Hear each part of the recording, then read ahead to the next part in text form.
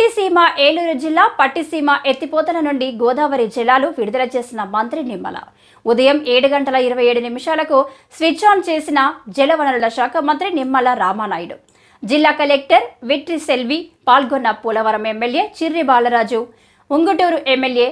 పత్సమట్ల ధర్మరాజు కృష్ణా డెల్టాకు సాగు త్రాగునీటి అవసరాలకు పోలవరం కుడి కాలువ ద్వారా తరలిస్తున్న గోదావరి జలాలు పట్టిసీమ నుండి రోజుకి 7,000 క్యూసెక్కుల జలాలు తరలించేలా 3 పంపుల నుండి విడుదల.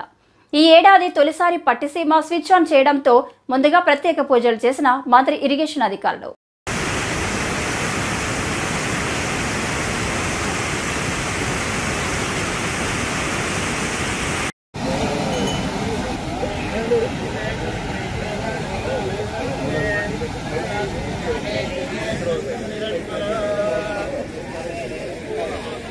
దుర్భిక్షమైనటువంటి పరిస్థితుల నుంచి దేశాన్ని కాపాడుకోవాలని అంటే నదుల అనుసంధానం ఒక్కటే మార్గం, గార్లెండింగ్ ఆఫ్ రివర్స్ ఒకటే మార్గం అని ఆ రోజు మన తెలుగు బిడ్డ కేఎల్ రావు గారు ఆ రోజు చెప్పినటువంటి మాట ఏదైతే ఉందో దాన్ని ఆంధ్రప్రదేశ్ రాష్ట్రంలో ఆ నదుల అనుసంధానానికి శ్రీకారం చుట్టాలనేటువంటి వ్యక్తి నాయకుడు నారా చంద్రబాబు నాయుడు గారు. ఆ రోజు 2014లో ఆయన అధికారంలోకి వచ్చిన తర్వాత ఆ నదుల అనుసంధానం ఏదైతే ఉందో అది పోలవరం ప్రాజెక్టుతోటే సాధ్యమవుతుంది. ఆ పోలవరం ప్రాజెక్టుని పూర్తి చేసుకోవడం ద్వారా ప్రతి సంవత్సరం కూడా వృధాగా 3,000 టీఎంసీల నీరు ఏదైతే గోదావరి నీరు సముద్రంలో కలిసిపోతూ ఉందో ఆ పోలవరం ప్రాజెక్టు ద్వారా ఆ వరద నీటిని ఒడిసిపట్టి ఆ వరద గోదావరి నీరుని ఏదైతే డెల్టా స్థిరీకరణతో పాటుగా ఏదైతే శ్రీశైలం నుంచి బ్యాక్కి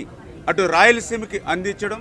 ఉత్తరాంధ్ర వరకు కూడా ఈ యొక్క గోదావరి జలాలను తీసుకెళ్లి ఆంధ్రప్రదేశ్ రాష్ట్రాన్ని ఒక కరువు రహిత రాష్ట్రంగా మార్చగలిగేటువంటి ప్రాజెక్టుగా పోలవరం ప్రాజెక్టుని ఆ రోజు చంద్రబాబు నాయుడు గారు 2014లో ఎన్నో ప్రతిబంధకాలు ఉన్నప్పటికీ కూడా, ఎందుకంటే ఆ రోజు మీ అందరికీ తెలుసు ఏదైతే గోదావరి సంబంధించిన పోలవరంకి ముంపు మండలాలు ఏవైతే ఉన్నాయో ఆ 7 ముంపు మండలాలు కూడా తెలంగాణలో ఉంటాయి. మరి ఆ రోజు నరేంద్ర మోడీ గారితో మరి ఆ రోజు మాట్లాడి రేపు గవర్నమెంట్స్ స్టేట్ గవర్నమెంట్లు ఫామ్ అయిన తర్వాత ఆ ముంపు మండలాల్ని మనం బదిలీ చేసుకోవడానికి అవకాశం ఉండదు అని ఆ రోజు ఒక ఆర్డినెన్స్ని తీసుకొచ్చి